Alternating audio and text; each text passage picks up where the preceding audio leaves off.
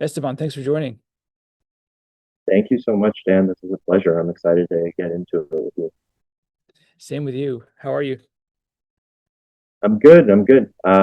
Just enjoying the break, enjoying the studio right now, getting time to just relax and meditate before my show opens next week. You've been working a lot on the show. I would say for like almost like 8 months or something like that, maybe more. And so yeah, it's nice to have all the work leave the studio and then just to start focusing. I haven't started installing yet. Uh, but it'll be exciting this next week to get in with my gallerist and to start curating the show collaboratively together. So I'm looking forward to that, which will be really fun. Oh, awesome. So your gallery is Garth Greenan Gallery. That's where you're showing, right? Yeah, Garth Green Gallery on West 20th Street. Yeah, This is in that'll be Chelsea in New York. yeah, it'll Opening, be third show with them. and your show is opening this Thursday, be January 8th Hmm. in Chelsea. Yeah, So people should go you know, go to the opening, see the show. yeah. I'm really excited about it.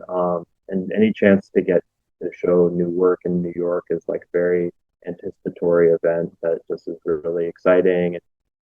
Yeah, I'm just the title of the show is Pollinators, and I've just been thinking a lot about the future of nature in the Southwest, but just also thinking about um, bees and other critters that are responsible for our life force on this planet. So yeah, it's like a special opportunity that I'm excited to share with everybody and get feedback on. So you've been thinking a lot about bees, hence the title of the show, Pollinators. And is there imagery of bees? Have you been researching into the sort of habits of bees? How does that manifest in the show? Yeah, so I have been working directly with this past summer we were in Aspen, me and my partner Heidi Howard, amazing painter and sculptor and installation artist, and we were both teaching at Anderson Ranch this past summer, but also visiting family. And when we were staying there, I came upon like these little bees that had passed away, and I was like, I should just instead of just letting them you know desiccate and go, give them like a second life, and to also give resonance to the sovereignty of nature and how it should have its own, rights in a way. So I cast them in bronze, and I actually took them to a specific jeweler that my gallery helped facilitate. And so we made like these really delicate casts of them. And I hadn't worked with somebody this meticulous before that was able to cast them and then keep them completely intact after the whole process.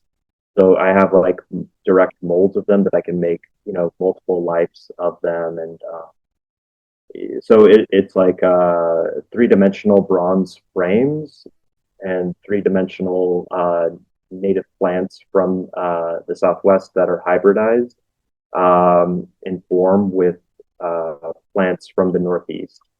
So thinking about how future species could cross-pollinate and cross-fertilize into something that could maintain ecosystems into the future. So that's sort of how the bees are going to be showing up. But then also my continuing research into like outdoor painting, how it's an expansive way to think about environmental uh, interactions and collaborations with sculpture. And so some of like the actual like more sculptural armatures that you'll see are from like native plants that are from like the Northeast and Southwest. There'll be like sunflowers, asters, goldenrods, and milkweed.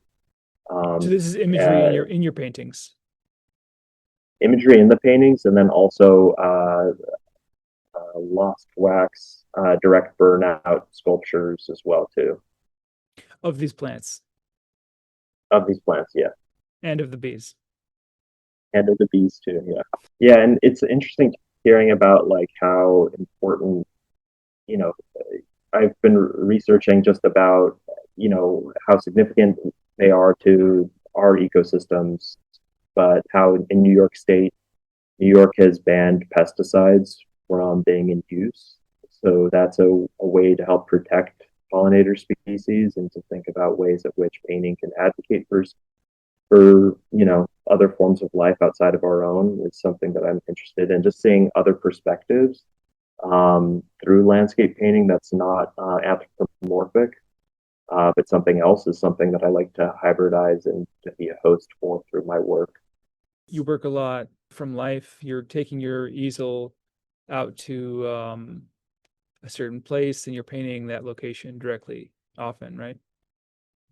So yeah, my process is like twofold where I'm like going outdoors during the summer and taking in a lot of the information from being outdoors and mixing my paints. And I typically work with acrylics outdoors and do it all in one go. And then bring the work back and process it in the studio.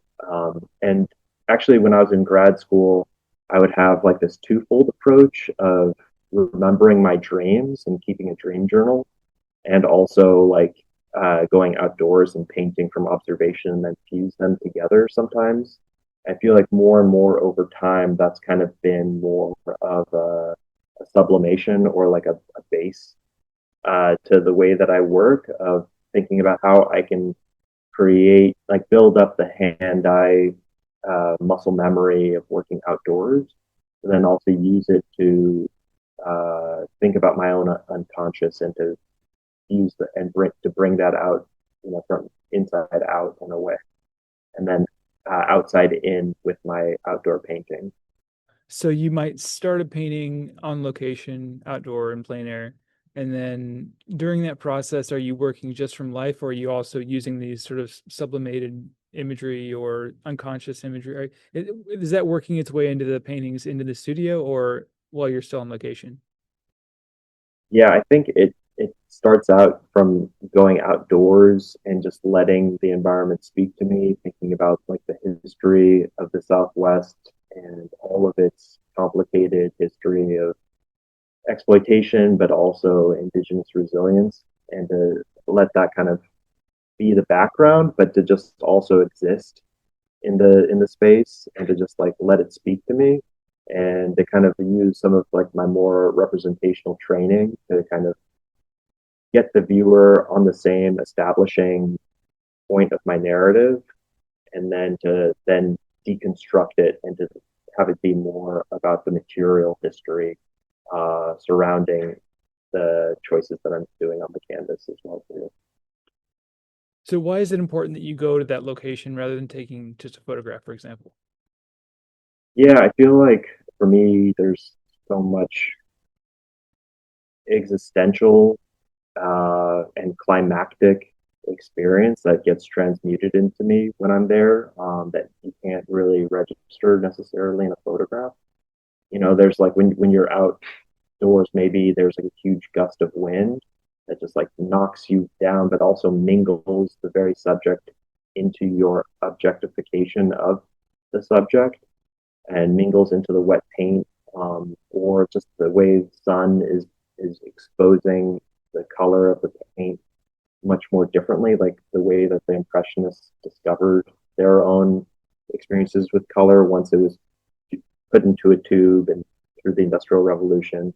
But I think for me, I'm also kind of questioning the objectification of it, and how can I like turn maybe those experiences into more abstract emotive ways of working, and taking some of those lessons of the New York abstractionist school to like a different, more complicated level or something like that. So for me, it's like communing also with like my ancestors that are from the Southwest, that are part and parcel part of the land, and thinking about the complicated geopolitical conditions of land and ownership, and trying to undo that in a way to think more egalitarian about our relationships with land. So it's not just So, about the image, it's about the energy of the place. totally, and the light too. I think Yeah. light is very important to my work, and like not only like it being literal, like me trying to represent light, but like lightness of touch and like honesty that I feel conjured and uh like yeah, just possessed by the space as well too. So it's not so much me being the dictator and surveyor, but me being more of a conduit. And I don't typically bring out an easel. I usually work like flat on the ground, and kind of like start out like a printer where I start out at the top of the canvas and then just like old school, like top from bottom, just create the image that way and unfurl it. Because if you're working at like 6 feet by 6 feet or 5 feet by 5 feet, to get into the center of the canvas without an easel is sort of hard. So I just typically work on the ground and unfurl it that way. It's not stretched, the canvas. What's great about acrylic is like I pre-stretch it. Um, I dye it with organic dyes, like cochineal or indigo that are from the Americas, and then put a clear acrylic gesso over it, and then like stretch it, and obviously it's all stretched, and then unstretch it after it dries, and then roll it up and take it out to the Southwest and paint. So, Oh, then you restretch it when you get back to the studio? mhm. Yeah. Yeah, that's what's great about acrylic is it's plastic. I mean, that's one of the only virtues, and there's we can get more into like the complications of working with acrylic too. Yeah, that's one of the advantages of it. We stretch it. I can see why you use it. I mean, it's just you can do anything. You can sand it off and repaint it. You can paint over it. It dries so quickly. And you know, I mean, I energetically it is different. I do you know the painter Susan Praycon? Yes, yeah. She's I used to work at David's Werner and she's become a friend since. And I used to make panels for her sometimes, but she was talking about Oh, cool. this like she's great. She agreed to be on the podcast, so maybe at some point she'll it's been hard. I feel like that may not happen, but she was talking about disliking acrylic just because she doesn't like the way it feels or looks. But you can, um, I mean, I think I would be hesitate to say that you don't like any, you know, like if she was going to try to make her paintings in acrylic, I don't think it would work because they have to be in oil, you know. But I think it's really Yeah, what how you're using anything. It's the thing itself is kind of neutral, like acrylic. Yeah, it's you know, whatever you're doing. I mean, I think you have to make your paintings in acrylic, right?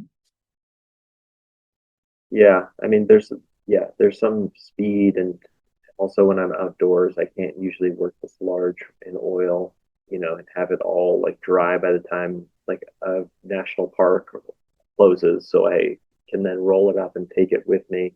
Um, but I think that the slowness of just being able to consider things, or just even like the handmade quality to things, is what will make painting unique. And inevitably, there'll probably be advances and moments where we feel like John Henry against a train. But I would rather think that it's more just like us in dialogue with ourselves, and maybe another form of sentience eventually, but that we'll always have our own unique mark, that we're contributing as well. Me and Heidi frequently go out to the Southwest and go out and paint. Heidi paints portraits of people they love, and so we go outdoors and paint. And sometimes Heidi was like, just put it on the roof of our car and we'll drive. And sometimes driving through New Mexico, you just in late August get monsoon rains onto it, and we were driving and we just got inundated with all this water on top of our canvases. And I was like, oh my god, you made like this beautiful portrait, and I made like this great landscape, or it wasn't that good, but it was, and so we were like driving, and Heidi was like, "It's gonna be okay, it's gonna be fine." I was like, "It's not gonna be okay, it's not." And we show up to, our home or where we were staying, and it was super taut, super great, and I was like, "Wow, you're right. I didn't realize." So there's so much material possibilities with acrylic paint. I could go on about materials, and I'm sure we'll talk more about it. But Yeah, I'm interested. I'm it's good. interested in that. This it seems like you really think a lot about your materials that you're using. Totally. Yeah. I think, at Cooper in undergrad, they really got us to think conceptually about each material decision and that we're doing in the studio, that every piece of the puzzle matters. And I remember in grad school too, I had a studio visit with Charlene von Heil, and she was like, every tool that you're using to make a painting is just as important as the brush you're using. So there's no hierarchy. So, the stapler is just as important as, and I think what she was trying to say is that, you can make a really amazing, innovative painting with any material that you want. And it's just how you utilize it and think about it conceptually. And so that's sort of why I delved more into like organic pigments like cochineal and indigo, but also just the masking technique that I started like over 10 years ago. So just like covering up certain areas, and I don't know, being a materials geek in the aisles of art stores and like Home Depot, and just finding materials that can do things I haven't seen before in painting. I think that's when you kind of know you're on the right track, is when you start to have to sort of develop techniques that are unique to you. Yeah, it's fun. I feel like, well, I think being a product of like the Bauhaus school too, it's like, how do you do things that haven't been done, or solve problems that haven't been solved yet, and like to think more about, maybe it's an old trope of modernism, but how to create an event with something that we haven't seen before, that I still feel matters in art making and creativity. So yeah, that's sort of the inclination. When you say that we're sort of a product of the Bauhaus, do you mean just contemporary artists in general, I or think for yourself? me, because I went to Cooper and it was so much about the New York School of Painting, but then all those immigrants fleeing the violence of World War II and coming to create, the Bauhaus and at Cooper Union and also at Yale. It's like, It'd be like that's, Albers, people like that. yeah, yeah. So I was just, there are complicated parts to it as well too, where a lot of these guys were very macho and misogynistic, like de Kooning, Gustin, but I also and Pollock, um, that created like the bedrock also in the milieu of around Cooper Union. So I also think about how to use some of like those ways of gesture and deconstruct it, or create portals through gesture and abstraction, to think about more ways history can expand forward and not be so linear, I guess. Would you say that you were sort of employing the language of modernism, but transforming it in some way? Yeah, I've said this in other interviews too, but I kind of use it to inoculate me from like the plague of modernism. Like how can it about modernism as like a plague, and to use it to update our systems to being more reflective of the times we're in now. Absolutely. I think of myself increasingly as a recovering modernist. Because it's like we've been stuck in this way of thinking for so long, and I think it's served art well for a long time, but I don't know how useful it is now. Well, I think, I love talking to you about painting too, because I know that you also really appreciate painting, and also like painters, old school ones like the Ghent altarpiece. And for me, I love Piero della Francesca, and like, the Italian Renaissance painters as well too, but also, you know, I don't know. I think, history is complicated. People aren't perfect from those time periods, but we can always sample and remix them into something better, or just whatever we want it to be too. So I think, to throw out all of history because there's some problematic parts isn't necessarily what I think about, but how you can learn those ways of doing and do it in a different way. I mean, we could get into a whole discussion about originality and authenticity, but I think it really is wide open. It's really wide open, and that's kind of liberates. You can look at it as being, oh, you can't do anything more. It's all been done. But or you could be liberated by it and say, I have all this history to pull from.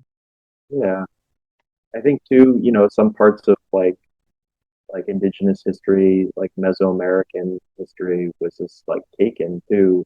And there's like fragments of history that are sort of left over. And, sometimes when you go to Italy and you see like those frescoes by Piero della Francesca or even just, you just go see them. There's like fragments of them sort of left. And it's reminiscent for me of seeing some of like the fragments of steles or of like frescoes in Mexico or in like Mayan temples, and like how do you fill in the gaps that are left from colonization, and how do you also create portals to retrieve ancestral knowledge? And I think that's why I love to fuse, representational ways of working, from painters. And one of like the painters I look at a lot was Philip Guston and the ways that he would fuse abstraction, representation, but then I still love other painters, that work outdoors as well too. So,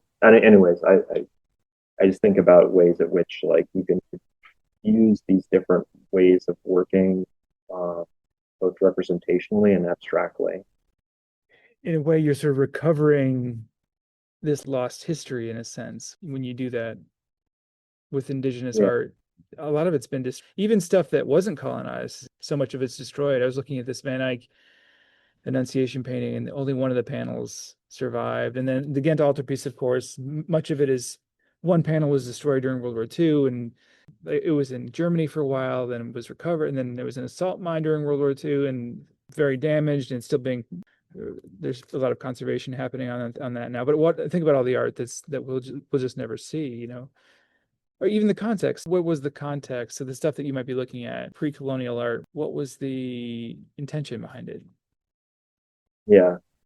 So like my dad's family is part like Spanish and part Native American to New Mexico. Like they're some of the first Spanish people that came into uh, Nuevo Mexico to start, the colonial project. But inevitably, they developed like sympathies and compassion for indigenous people and intermarried, and like Mora and Pecos. And so I'm looking and thinking about that the mixtures of cultures in New Mexico, as like reference points to advocate for those type of histories that have been like usurped, um, and to think about how Albers would go to the Southwest and look at the way like dyed colors and grids would inform his ways of thinking about color, and even Annie Albers and her time in like Mexico. And um, so those are some of the people in like New Mexico, and then my mom's side of the family is from Mexico.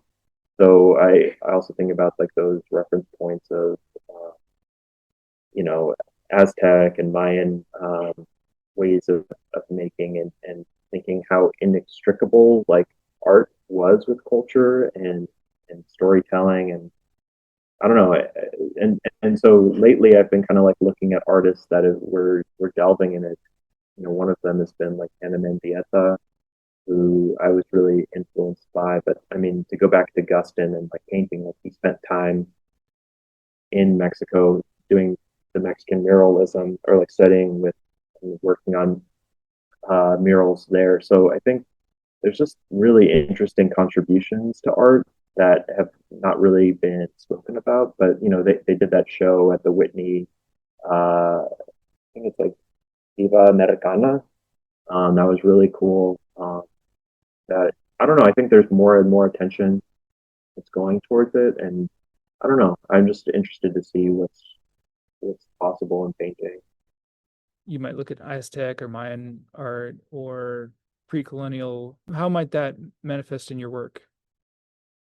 Yeah, I think for the show that's going to be opening at Garth, I was focusing in on like speculative landscapes. To go back into that idea of like retrieval of like lost stories. Like how can landscape painting tell stories that have been like shattered, and you only have fragments of certain things. Um, because the priests, when they came to indoctrinate indigenous people, would like burn scrolls. So there's like now only like 4 or 5 scrolls. There's the Dresden Codex, and there's other codices and stuff like that. But I would look at some of the fragments of either um, codices and iconography from there, or looking at the Mayan calendar, which is called the Tzolk'in in Mayan language, and looking at the way that they would register time in a different way from the Gregorian calendar, but then to also look at the Metropolitan Museum of Art did this really cool show a few years ago, The Lives of the Gods, and they had like these little flute figures in the exhibition, and so I was like, you know, looking at those and imagining how the sound would feel through the landscape and how high pitched of a sound would resonate and stuff like that. So for me, it was like using all these different things together and building a language that starts with the establishing shot if it's like a movie of like a landscape, but then also sutured with these talismans to kind of uh, get our narrative kind of going. So what narrative, what kind of a story might you tell through your paintings? Yeah, so part of it, and I love speculative fiction or sci-fi, and to think about how it can actually activate the ideas and not just be overly academic, chronological spewing of history, but more like how do you use language or paint to actually start to tell stories. And so part of the idea behind the show is like, what would the landscapes of the Southwest look like in the future, like in the year 2025? What would it look like if land was given back to indigenous people in the Southwest? Or how could we imagine a nonviolent future that's not a nihilistic, but something that's hopeful and redistributive and democratic and hopeful again? So I trace sort of timelines of thinking about who's cared for the environment, who's maintained it, pollinators, things that have been kind of trampled or extracted by big global forces, but to think about how that could go forward through hybridized approaches. So I think about optimistic futures in the paintings, but then because I do like multi-layered paintings, I also kind of like have portals to other possible dimensions of consequences of global warming and yeah, of extractivism. But then also, what if we just changed ourselves just a little bit? Maybe that could actually lend itself to a better future as well too. So, and maybe also an ambivalent future too. So showing different portals and timelines commingling amongst one another is my goal in the exhibition, Pollinators. I love that. What speculative fiction have you enjoyed? Yeah, I just finished this book, Tears of the Truffle Pig, and it's about like what if humanity runs out of food in the future, so then they start cloning animals. Um, but I love What Robots Dream of, Electric Sheep by Phil K. Dick, um, and Neuromancer by William Gibson, and Donna Haraway. I really love too. So yeah, and just I think because there's like that staying with the trouble that Donna Haraway writes about how feminist writing, if you look back in like bibliographies, it gets whittled down as you go back into the archive. And so, how can you utilize science fiction to tell stories or philosophy, you know, that hasn't yet happened but could? And I think about that with indigenous storytelling of like how, the archive isn't there in certain ways, but it is. So how can you reactivate it going into the future? And tell stories. So I don't know if that answers your question. That was kind of a drift. But I get a greater sense of your work now knowing that, and I'm a big sci-fi fan. Do you know Kim Stanley Robinson, the no, writer? actually, someone told me about them. I should write. I should check them out. I just read the book 2312, and he wrote this back in I think 2012, and it's a masterpiece. It's set in the year 2312, where humans have colonized the solar system, and it's a very hopeful, but not overly optimistic. It's a realistic but hopeful sort of future in which there are still problems, but we're getting more aware and we're doing better. Similarly, there's a series that came out called A Brief History of the Future on PBS. It basically is looking at like the biggest issues, climate change, education, AI, all these possible existential crises that we're facing right now. And but it looks at it in a way that's realistic. And there's a phrase that they talk about, protopia. It's not a utopia and it's not a dystopia. The idea of the protopia is not perfect, but we're leaving things a little better for future generations. And I think there's a lot of utility in this kind of thinking and this kind of projection, perhaps. And I think a lot of sci-fi does indeed shape reality. I think looking at the future like that in a way that's hopeful is very helpful. So I think it's about creating, it's about possibilities. Would you say that your work is about possibilities in that way? Yeah, I think about that. I I also wanted to drift away from like a path towards technology as like our savior for our future, and to drift more towards like a future that's not so much reliant on technology.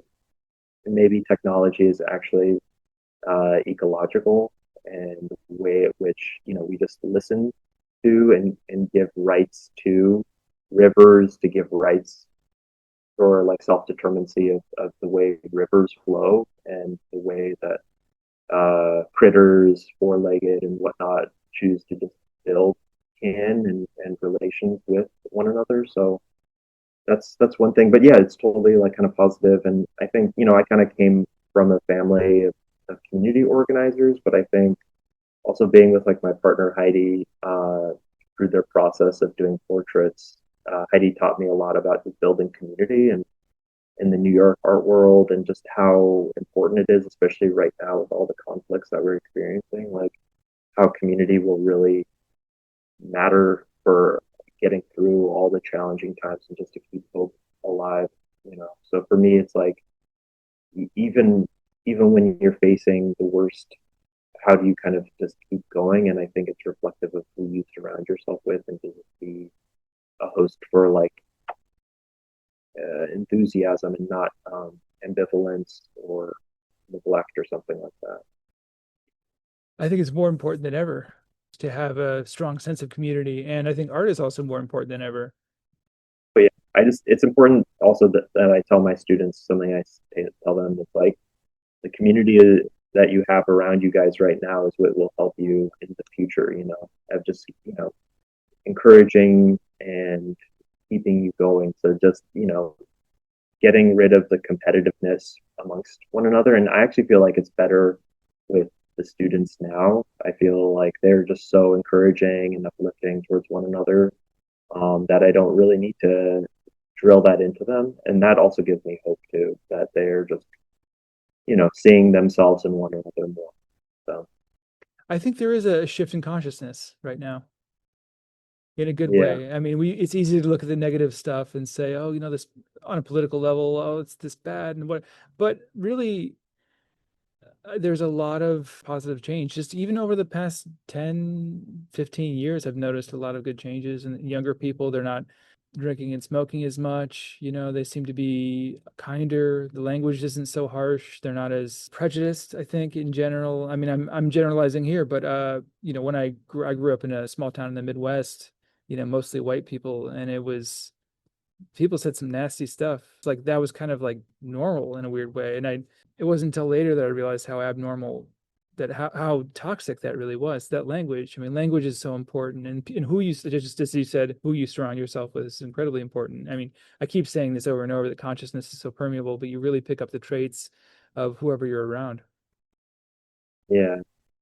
I think too, I tell my students too, it's like show up for one another as well too. I think that's really important that, I think for me, coming out of art school, like undergrad, like right after 2008, it was just really hard and discouraging in a way, that it was tough. And I'm sure now it has its different challenges, but I also think just showing up for one another is also really important. It's something that I can be kind of reclusive sometimes and just go to the studio, go home, and go teach. But I think what's good about having a partner like Heidi that's an amazing artist, but that's also like social, is that it gets me out to remind myself like this is who my family is, my art tribe, you know. And I think that's what will keep us going in the future as well too.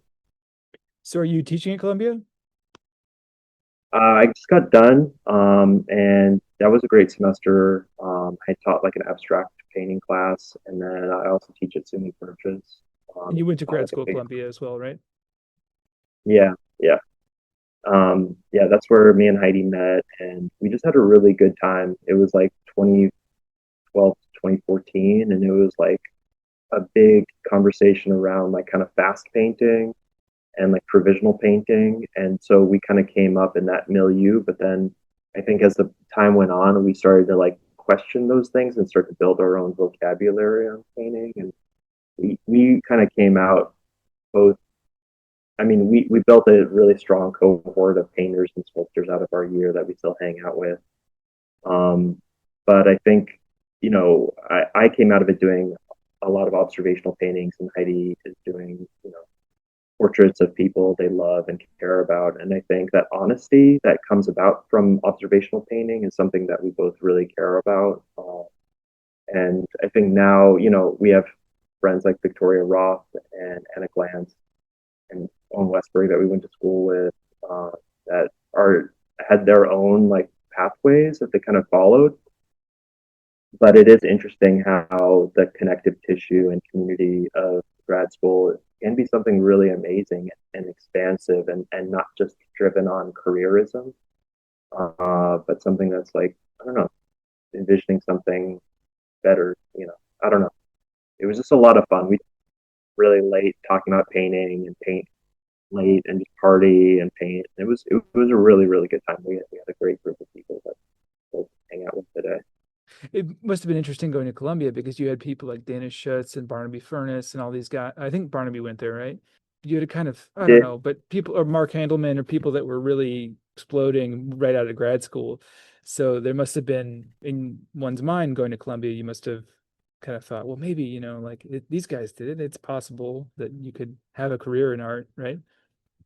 Yeah, I think too. What was great about Columbia, and I've gone and taught at other places now.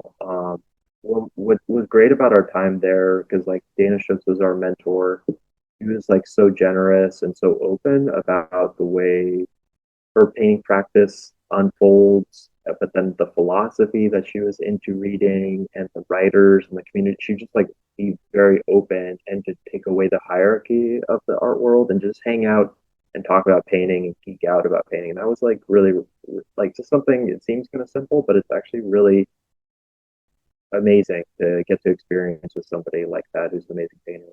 And then we also had Anne Craven, who, she really influenced my way of thinking about observational painting and outdoor painting at night. Susanna Coffey was like another mentor for us as well too, and we'd go out night painting till midnight along the Hudson. And then Carol Walker was another one of my mentors, and she was I would always think that my work was political and doing enough, and she'd always push me to do more, to think differently about the dynamics, the social dynamics in painting. I don't know, it was a real gift, and I just really appreciate that time. And you came out with this community. Yeah, and I think the head of the painting department then was Gregory Amanoff, and he was really great at just hanging out with all of us, and I think he was like the forebearer of just you know disintegrating the boundaries and the hierarchies between you are the uh, mentee and I'm the mentor, and being more like we're all learning at the same time, but I kind of have more experience, but that doesn't necessarily mean there's like this hierarchy, like let's all just hang out and talk about painting. ideas and stuff like that. I think that's what I like to bring to my classroom, think about ways in which to advance the conversation around painting and art making. It's really good. I mean, painting is really about an exchange, Yeah, right? yeah. An I think energetic sometimes exchange. I sometimes do it too much, or like I put too much emphasis on just letting the paintings speak for themselves, and sometimes don't talk that much out socially, you know. But I think it is very important to stay a creature of a community and keep going, connecting with people. Because otherwise, ideas just like flatline. You can't work in a bubble.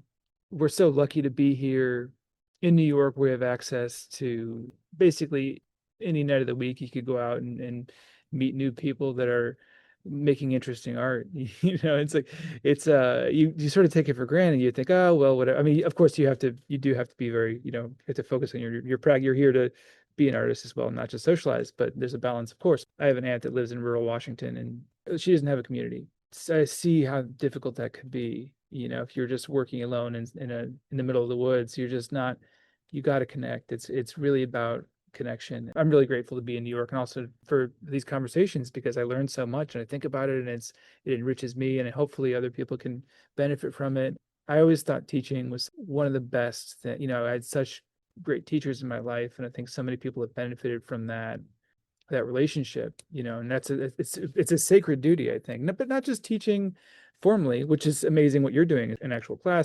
Everybody's there for a specific purpose, but I think it just in general in your life, like how much have you learned just from your friends or just from a stranger I learned from the guy that came to fix the locks and he came into my studio and he was like, "Oh, I love the," and it was interesting to see what paintings he was attracted to and why, or I don't know about why, but it was an interesting moment where I'm like, okay, if I can make these paintings, if they're accessible to like the locksmith who I maybe I'm wrong, but it seemed like he doesn't really look at many paintings, then that's good. Or then you can have a conversation with an art historian. And so it's nice to have, and I think your work too, it's widely accessible in a lot of ways to a lot of different people. Thanks, I appreciate that. Yeah, I feel like I wanted the work to always feel like I didn't need to speak for it, that it could just capture the heart of the imagination of like a regular, like a janitor that's working in a museum or like a guard, and to make them feel like excited. Or it could be like a family that's gone to a museum for the first time and they get something out of it, and it could engage art historians, so and I think that's what makes painting great. It's not linguistic, it's totally visual, so I think sometimes people say that painting is intellectual, and like the misnomenclature that artists aren't intellectual, they're like the stupid painter. I think that that's not true. I think we think visually, we're visually, you know attuned to things, and thinking visually. So that's something that I try and do myself. Of like, obviously, I uh, have a representational way of working, but I also don't want to just be regurgitating reality. I want to teach myself how to see better and to see connections and possibilities past the surface level of reality. That's sort of why I like painters like Hilma Klimt, of somebody to see beyond the visible. Like, how can you see past things that we perceive to be true, to seeing something past what we know, and to intuit like something else. But so that's one thing. But I think another thing too is like, there's a part of me where I could become, like a recluse out in New Mexico and just be this weird, desert painter or A whatever, lizard person. lizard person. Yeah, I don't want to live that way continuously either. I think it'd be, I want to be able to be, a connector of worlds, in a way of being here in New York, but also being in connection with the Southwest as well too. Because I think it's just, yeah, So what was your initial connection to the Southwest? yeah. So growing up there, I'll talk the origin story. I grew up on the border town of San Isidro, and my mom was born in TJ in Tijuana, and then my dad was born in San Diego. So I grew up in San Diego, like kind of like the most southwestern point in the United States. We went to Baja California a few years ago. A close relative of mine was doing ibogaine, like an anti-addiction ceremony kind of, but you can do it at like a sort of quasi-medical. There's like treatment centers down there for ibogaine. People have a lot of great success with this, with kicking various addictions. My brother and I were driving down, and we got lost. We took a wrong turn in Tijuana, and I have never seen such poverty. There was people living in the ditch, and they didn't have clothes. I was shocked. I'm just like, oh, I've never seen that kind of poverty. We're basically unaware of how in certain places. I mean, it was eye-opening. I'm just like, I can't believe that people live like this. Yeah, it's function of American imperialism, where it's just like a siphon for labor and just you know extorting and manipulating people in a very bad way. That I feel like it could be so much more equitable distribution of land and resources There's and enough, labor. there's enough for everybody. Yeah, It's and it doesn't need crazy. to be, and yet like they're just the most benevolent people that I call family. I'd go and visit every weekend to just hang out with Diaz and stuff like that. And I don't know, it just there's like a lot of misinformation about just the violence or and it's like people just typically their commute is like hours long waiting in line to go work in San Diego and riding on buses and then coming back and just you know We don't think of that as a kind of violence, but yeah. that it really is. I think my parents are really involved in just getting advocating for immigrant rights, but then also Mexican American and Black and Indigenous rights. And so I kind of grew up in that milieu in like San Diego, like post 1960s civil rights. And my dad eventually got like a teaching job at a community college in Denver at Metro State.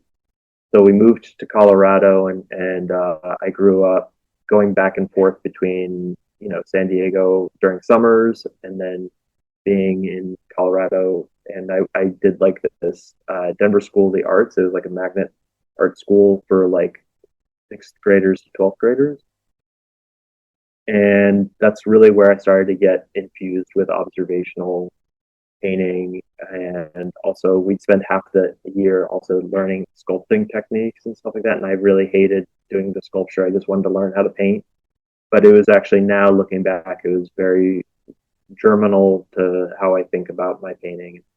And that eventually led me to, I went to the museum school for like 4 years, which was crazy.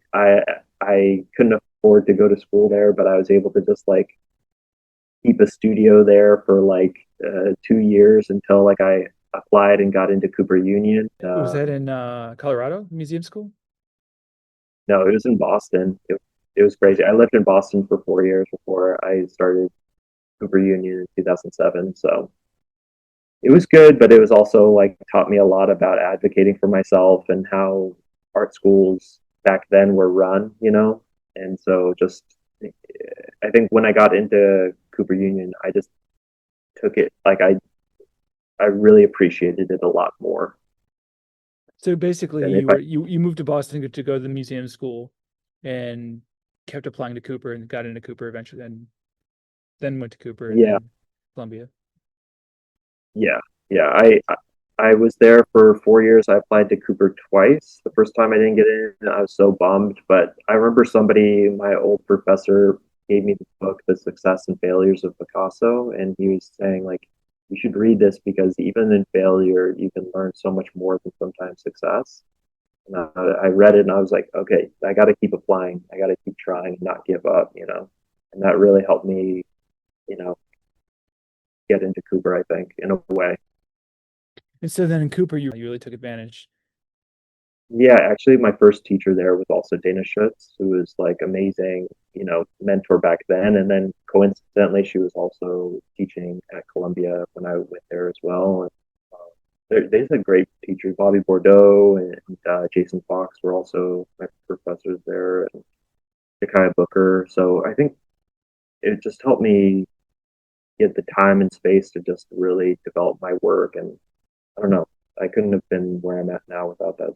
We're really privileged to have gone to undergrad for art and then grad school for art and then to continue to make art. You every step along the way, I think many people drop off because it seems not practical or it seems difficult or you have these questions, how am I going to survive and so forth. But you really see at a certain point that the community supports you if you whatever energy you put into it. Then I mean, for example, I never applied to a job or applied to an apartment in New York the whole time. This whole time, it was just through knowing people. I mean, I guess I found a place on Craigslist, my first place that I lived. It was like just a little like month-to-month apartment. And then I found a studio, and then I had a friend who had this live work studio space where I still live that opened up, and all the jobs I got were like freelance gigs, and they led to other jobs just from knowing people. And you realize that it's really, if you're willing to participate in the community, it really gives back in a beautiful way. And it's great to support people too, to help people out and to just on an energetic level, you do you have these studio visits, which are really inspiring, and just going, seeing shows and being a part of the culture is really such a privilege. I think now too, karmically, it's like I'm at the point where I need to just be giving back to the next generation because like this higher ed is just under so much threat. And it's like I just want to show up for my students and also my fellow professors and just keep keep the lights on and just show up and keep pushing the dialogue about painting and giving my best. But also sometimes it's like, very fun and whatever. And then other times you're writing letters of recommendation and with only like a thing, like, all right, you're a good student, you're a great student. I'm going to write you a great letter. So, we just got to keep the lights on, just keep advocating through education because it adds to the great diversity of the art world as well too. It's true. And just to have that time, I do think that there is a shift happening right now in the way that we approach education, which is not necessarily all bad. I think there has been a very select number of people that have sort of that have been the gatekeepers, also in the art world as well. There's shifting happening there too, which is not all bad as well. It's not all good, but I mean, I've benefited so much from being able to go to undergrad and having that time, and then going to grad school and having that time and having just time and space to develop. You need that. You really need in a community, a safe community where you can do weird stuff that maybe is not what great, just to have that freedom, especially in those formative years in your 20s, that's so important. I think about intelligence, the way it changes from, I can't remember where I heard this, but they were saying that intelligence becomes, in your younger years, it's liquid and then it crystallizes when you get older. And I kind of sense that you see that in a lot of artists, and that one's artwork reflects that. I remember being in grad school and just doing all this weird stuff and sculptures and videos and this and that and weird paintings. And I was every 2 months it was like a new style, and then 10 years later, I've been making the same work that I have been, not the same work. I guess it does. You can consciously shift it, of course, but in general, I think just to have that time and space is is so critical. Yeah, I think too, being partners with like a great painter, we are always talking with one another and finding ways to support one another. And I think Heidi put me on to just thinking about community building as like thinking very ecological, that it's not like you versus me, but it's more like us, like thinking together on how we want our life to be art and art is life. And this is like bringing those ideas to other people. And, sometimes we can't do all of the good ideas we want to do. And I think that's why I love teaching is because sometimes I have so many ideas. I just give them to my students sometimes because it's like, I can't do anything with this idea, but I got this idea here, take it. I think really to go back to that theme that we were talking about before, it sounds cheesy, but I've just seen it through my parents' political campaigns of just advocating for workers' rights. It's like you just got to keep showing up and not be a fair weather fan for your art community, but then also in politics, if we want the world we deserve, we can't just get bitter. We got to just keep showing up. And even in the studio, sometimes, it's like I don't want to paint right now, but I got to just I just show up for myself and just keep going. But there's that one Agnes Martin quote, like if you're thinking about the beach or thinking about the lake, just go to the lake. You know, don't be in the studio. And I think having this time before my show has helped me just think about the ideas and what I want the work to speak about. You know, in the conversations. There's also an Agnes Martin quote that's similar. She said that inspiration is the beginning, the middle, and the end. So what do you hope that somebody will come away with after seeing your show?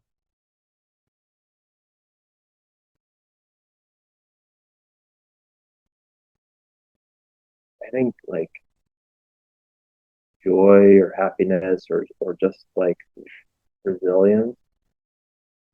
Um, and just seeing how mysterious and strange the universe is, but also how ambivalent it can be also, and to just be curious about the matter of just being alive and to, yeah, throw off that crystallization of the mind and to just go back into being more chemical and electrical, you know, in the way that we can think about seeing our connections to our surroundings and think about different objects not as objects but as kin and reflective of ourselves. We're not just like this monolithic single genius artist, but or maker or worker in a cubicle, but we have such a grander, more mysterious, amazing life around us that you can see. And I don't know. I think aside too, like I think so many people are artists in different ways, not just like material. It could also be the way you just move in the world. So I just want people to see those facets in themselves and they leave the show. I get a sense your work is really about connection, connecting. Yeah, There's a lot of different things happening, but I feel like everything in the painting is connected and it's connected to your life and it's connected to possibilities. It's connected to the landscape. It's connected to indigenous forms of art. It's connected to even colonial art, like landscape. The idea of painting landscape is to me kind of a colonial idea, sort of yeah, dominating nature in a sense. But I don't think your work is about that at all, but I think it refers to that, or whatever, or all this other stuff. And I love the idea of just possibilities and speculative fiction and alternate worlds and hopeful worlds. And there's a lot there. yeah. And just kind of how to string all those things together has been really fun for this show. I'm really excited to share it with everybody and see people's reactions as well too. I remember your last show, there was a lot of moments where I was really surprised. And I wonder, when you're making a painting, are you also surprised? You have to be, I think, in order to make a good painting. It's like it has to do things that you weren't expecting to do, and it's not like you're going for like a linear ride. You have to always invite improvisation and chance as well as having like a plan. Because otherwise it's just like wax museum, like Guston would say. Um, But there's a I sweet spot, right? Between totally freestyle and having a plan. yeah, I guess since yeah, you strike that so, balance in your work. yeah. I mean, you can have a plan and then you just get punched in the face when you start a painting. So improvise and adapt and create a new plan. I think too with like my process of the way that I like layer imagery and mask out has been something where it's using a lot of improv and action painting that I don't necessarily see until I'm completely done. But then when I take it all off, then I see all of the accumulations of past, present, and future where I'm seeing like my first decisions uh, reading formally as frontal, and then all of the subsequent last decisions behind it. So for viewers that are going to come to the show, you're going to see not only so many different decisions, but then also possible like sculptural interpretations as well within those moves. So yeah, I'm looking forward to seeing what people see in the work and to also be open. Um, yeah. So when you said earlier that you were influenced by sculpture, early years making sculpture, does that come out in your paintings? Yeah, I there's like when I was in like middle school and high school, they'd have us do ceramics and concrete sculptures and welding, and I really hated it. I hated it so much. But then now I'm like realizing that it helped teach me about, Mesoamerican, Native American pottery traditions, and like, oh, okay, this makes so much sense with like my practice now. And you know, for me, looking at like these little talismanic objects as like a reference point was something that, I'm one of one of like the touchstones too that in dialogues that me and Heidi would have would be, like, oh, check out this cool Picasso painting where he's like looking at sculpture, or like, look at this Giacometti thing. I'm like, whoa, I never saw that before. That's really cool. And like how sculpture can kind of inform observation or be like an extension of that inner subconscious and dream state you kind of have, and then you create that almost like in a movie, like a prop that then you can shoot with cinematography for a scene and a location to build out a narrative. So for me, I'm excited to kind of see how these bronze sculptures are sort of read as extensions of the painting, but also to experiment with them also existing as framing devices for the paintings as well too. Like framing Yeah, devices within the space, within the gallery space. yeah, and then also like extensions of just like a garden. Hmm. So you mentioned Guston and some other painters. Who else have you been influenced by historically? Wow, I think like Goya was one of my like earliest influences. My dad had like this painting that I did of like these two people fighting on like the border that I did when I was like a little kid, probably like in eighth grade or something like that. And he kept it, and I just love like the light dark relationships that Goya would have then, and even now, just looking back on him and how he wasn't afraid to just talk about politics in his work, and just get weirder and take more strange risks as he kind of got older. I mean, that's he would kind of have acquiesces to power as well too throughout his career. What was he teaching? I think what's up? What was he teaching? Oh, I don't know if he taught, but I think with like the Oh, you Spanish mean Goya, crown. not your father. Yeah, yeah, yeah. Yes, Oh, right. my dad taught like American history though for like 20 odd years, 20 plus years. That was also really influential too. Um, I think in some ways I kind of make history paintings. Um, let's see what other painters. I This past summer I did a residency Savvy Contemporary in Berlin, and I got to go to their museum, which was phenomenal, and see like Botticelli paintings, which just I just would spend all day drawing at the Gamelda Gallery, and that was phenomenal. And so there's like a lot of I think from conversations with Jason Fox and Dana Schutz, like they got me really into like German kind of painting and like post World War II, like Kippenberg and stuff like that. But then I still love Joan Mitchell's paintings. Um, I love Anne Craven's and Carol Walker's paintings. Um, I don't know. I'm just excited too about like there's just so much good work out there right now. But I think in the future I'd love to spend more time in like Mexico and just looking more at like the murals and ancient sculptures.